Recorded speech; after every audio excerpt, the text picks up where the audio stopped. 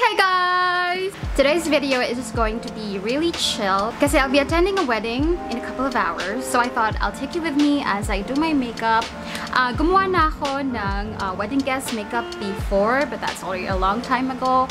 And this video, I'll be doing a different technique naman para meron kayong additional option coming from my channel. So if you're looking for a wedding guest event that's really long-lasting, or kahit hindi wedding, basta kahit ng event, pero like really long-lasting, as much as possible, fresh-looking, then keep on watching. So first thing you need, guys, if you want your makeup to be long-lasting, is aside from the skincare, kailangan mo ng base prep. And you definitely need to find your perfect primer. So I'm going to use yung Get Ready With Me Cosmetic Life Proof Primer. Idamay niyo leg niyo sa primer. Kasi syempre, you wanna blend your makeup with your neck. So somehow maglalagay ka rin ng foundation or ng powder sa neck mo. So for today's video, guys, ang technique na gagamitin ko is underpainting. And do not be shooketh or do not feel intimidated. Kasi yung gagawin ko would probably be like the easiest underpainting technique. I'm not going to be like super technical or meticulous about it kasi I'm not like that. So when you say underpainting, it means na uunahin mo yung contour mo, yung blush mo, and probably highlight and concealer na rin before the foundation. So basically, ang kailangan mo dito ay cream or liquid products. So first thing I'm going to do is get my blush for the day. And this is the Get Ready Me Cosmetics Milk Tint in the shade Material Girl. And I'm going to be very generous kasi matatakpan din siya mamaya ng foundation. And based on my preference and my facial structure, I look cute kapag merong blush on yung under eyes ko o yung igari style of blush. Next naman is yung parang highlight-ish ko. By the way, this is Radiance Tint from Get Ready With Me Cosmetics in the shade Milk. It's basically white. And then, maglalagay ako dito for that kind of lifting effect. What I love about my style of underpainting is I just use my fingers. And you don't have to look perfect. What I'm going to use is Radiance Tint in Truffle. And I feel like this is the perfect contour shade for me. Contour ha, not bronzer. But for the contour, I'm going to use a wet sponge now. I know it looks crazy, but please trust the process. Now, what I'm going to do bago ako maglagay ng foundation is to use a setting spray.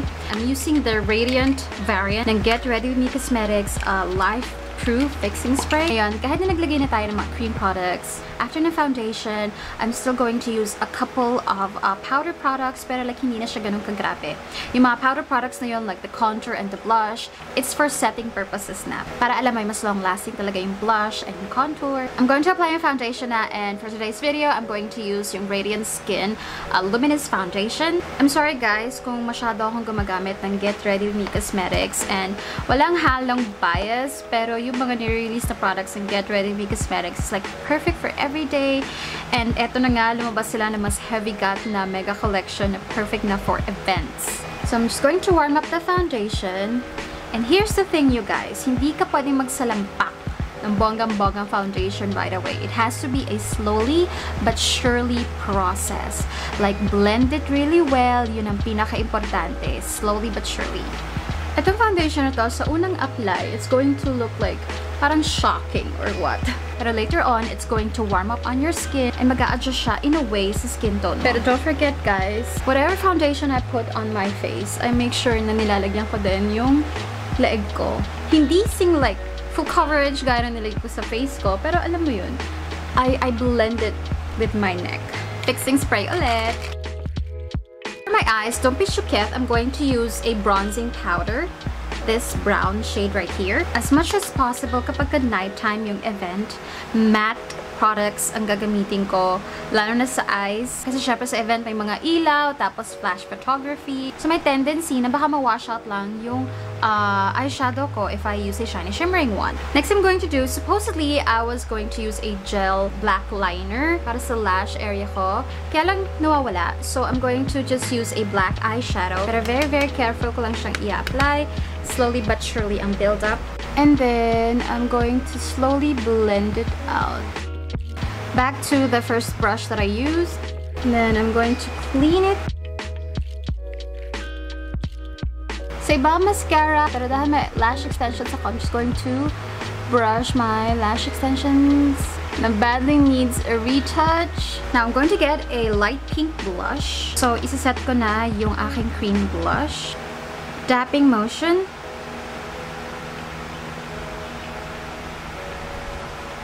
Then, pataas dito. So, yung bronzer na ginamit ko sa eyelids ko, this one, I'm also going to use it as my bronzer sa entire face. Pero very minimal lang kasi nakikita ko nagbe-blend na yung foundation. Nagbe-melt na siya sa skin ko. Now, I'm just going to use my fingers to contour my nose because that's the style na talaga nag-work for me. For my eyebrows, ang plano ko talagang gamitin is yung Anklets Vice Cosmetics Brow Pomade. Pero hindi ko makita yung applicator ko ng gel liner, so I might have to stick na lang with the usual brow pencil that I use for everyday. Pero okay lang naman kasi may bangs naman ako mamaya, so hindi naman masyadong mapapansin yung brows ko.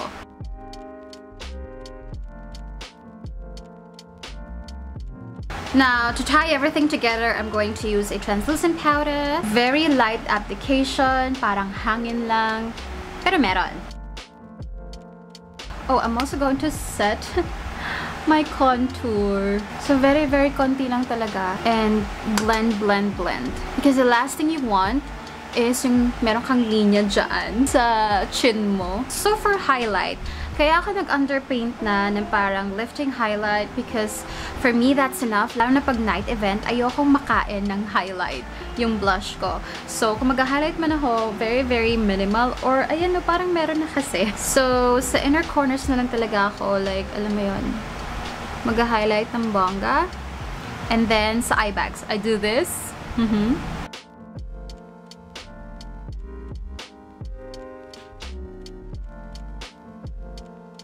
And then, dito siguro sa tip ng nose ko. And a little bit on the bridge. Cupid's bow. A little bit sa brow bone. A little bit. And then sa cheeks, here's the thing like, eto lang oh. Hindi yung parang ganon na highlight. Ayoko makain ng highlight ko. Yung blush ko.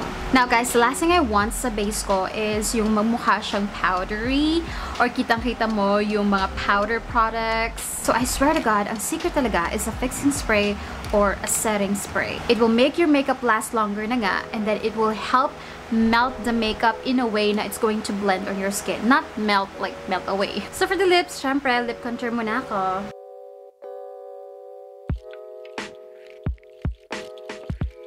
So for the lips, you guys, na-try niyo ba ang gumamit ng eyeshadow brush, clean eyeshadow brush, tas ang gamit is a creamy liquid lipstick or something like that, or lip tint. Yeah, I know merong lip brush, pero there's something about eyeshadow brush and a creamy lip product.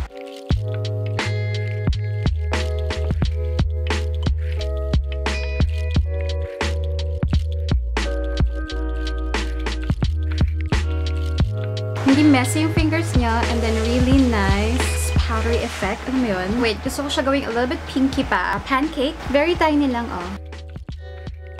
You can do whatever lip style you want, guys. Maarte lang ako for today's video. You don't have to follow this.